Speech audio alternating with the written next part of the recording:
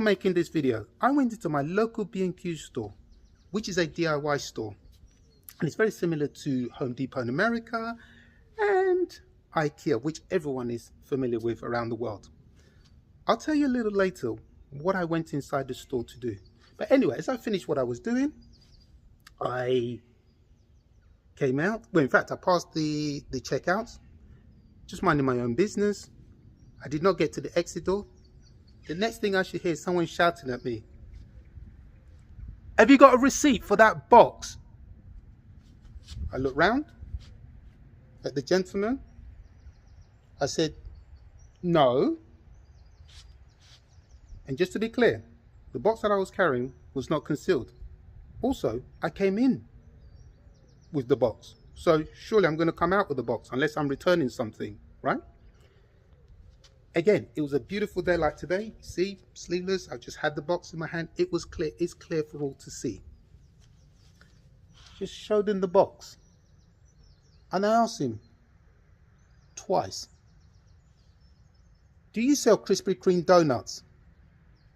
I asked him again, "Do you sell Krispy Kreme donuts?" His face was a picture. Honestly, I wish I'd taken a photo of it and showed it to you. He was speechless as well. And then I went on my merry way. Clearly, he was the biggest donut, and I definitely couldn't fit him inside my box. But what I found most frustrating and insulting was that, as I mentioned earlier, I'd been to see one of the managers in the store because I just spent $7,000. You heard that correctly. $7,000 in their store because I'm having some home improvements done. And I got this bozo at the till who he's definitely looked at me and he's gone, "Yeah, he's a thief." And what I didn't like about it was that he had customers with him. So it's not like he approached me and asked me just quietly. Shouts in front of everybody. So that's what I was not happy with at all. So that is the kind of thing that, again, I have to deal with. And am I going to write to B&Q and complain? No. But I'm certainly going to use this platform to name and shame. So that was my experience at my local B&Q store. Part of it was good, as I mentioned earlier. And I'm going to praise the manager that dealt with my query via a different avenue. However, I'm not going to write to B&Q to complain about the way I was racially profiled by one of their staff at the checkouts. But what I am going to do is use this platform to name and shame. So if anyone at B&Q wants to contact me to discuss the matter, my door is wide open. And as you can see, I'm a fair person.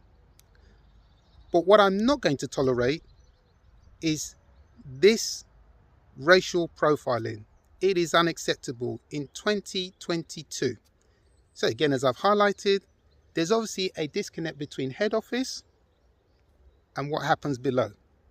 Just before wrapping up this video, I do want to make one important point, and something that I really do not like to do, honestly. But after thinking long and hard about it, I thought I will, for a number of reasons. And also, it is proof why you should never judge or prejudge someone.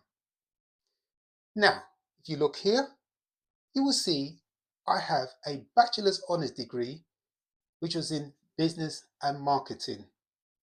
So I think I know how to conduct myself whenever I'm out in public, especially in these stores where I'm continuously, I could literally be argued, victimized, harassed, racial profiled. And also, if companies like B&Q see this video, they should realize that they are not dealing with an imbecile. Okay, quite recently, and if you look here, I also obtained my master's degree in business administration. So you can see I have some tools upstairs. So whenever incidents like this occur, I do battle it out with some of these companies. In addition to that, as I mentioned earlier, I will be using this platform to name and shame. Well, that pretty much wraps it up for this episode. My name is Shola. Thank you for listening, and I will see you in another episode. Peace.